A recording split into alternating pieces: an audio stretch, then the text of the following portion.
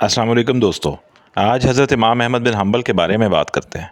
हज़रत इमाम रहमतुल्लाह अलैह इल्म फ़िक़्ह के मुनकर नहीं थे, लेकिन हर हाल में हदीस मुबारका के ही ज़रिए तमाम मसाइल का हल तलाश करने की कोशिश करते।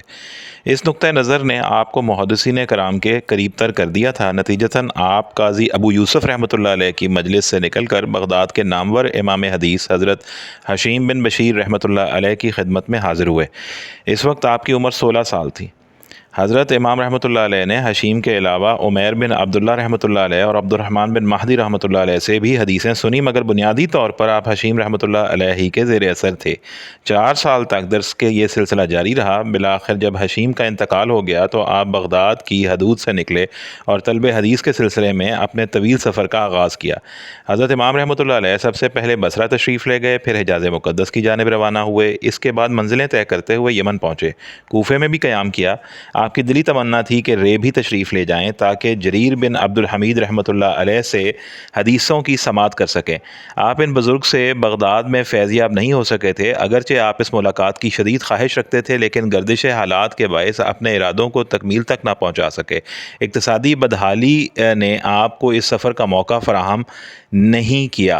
कूफा बगदाद से बहुत करीब था, मगर वहाँ भी आपकी ज़िंदगी मुश्किलात व मसाइब से दो चार रही। हज़रत इमाम रहमतुल्लाह अलैह फरमाते हैं, जब मैं घर सोता था तो सर के नीचे तकिए की जगह ईंट रख लिया करता था।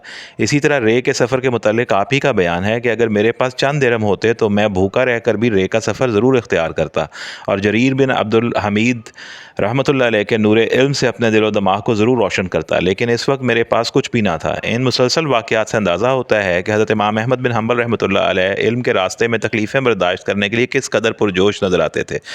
अगर कभी आप बिल्कुल बेदस्तो पा भी हो जाते तो फिर जज्बात की तड़प नाकाबिले बयान होती थी। आपने तलब हदीस में 5 बार हिजाज़ मुक़द्दस का सफ़र किया और इतनी ही मरतबा आपको हज बैतुल्लाह की सादत हासिल हुई। इससे दोस्तों हम ये अंदाज़ा कर सकते हैं कि इन बुज़ुर्गान दीन ने, इन बड़े बड़े लोगों ने इल्म की ज़ौक़ के शौक़ के लिए अपनी ज़िंदगियों को कैसे वक्फ़ कर रखा था और कैसे हमेशा इल्म की तलब में, हदीस की तलब में, कुरान के मफ़हूम और फ़हम को बढ़ाने की तलब में अपनी ज़िंदगी को उसमें जैसे खपा डाला था। सवाल ये है कि क्या हम लोग भी इल्म के ज़ौक़ व शौक़ के लिए, अल्लाह की तलाश के लिए, अल्लाह की पहचान के लिए और फ़हम के लिए और अपनी फ़रासत और अपने लिए हिकमत के मोती तलाश करने को क्या कभी सफ़र पर निकलते हैं? क्या इन लोगों की तलाश करते हैं जो अहले इल्म होते हैं और अल्लाह के करीब होते हैं? अल्लाह ताला आपको और मुझे इसकी तौफ़ीक़ अता फ़रमाए और हमारे क़लूब को और अज़हान को रोशन फ़रमाए, हमारे ख़याल को इल्म से मुज़य्यन करे।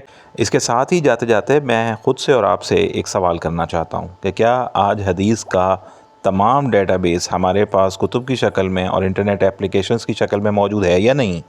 क्या मैं और आप इसकी तरफ रग़बत रखते हैं? क्या हम इसे पढ़ना चाहते हैं? क्या हम अल्लाह की पहचान और रसूलुल्लाह सल्लल्लाहु अलैहि वसल्लम की इत्तबा के लिए इससे फ़ायदा उठा रहे हैं? आप भी सोचिए, मैं भी सोचता हूँ।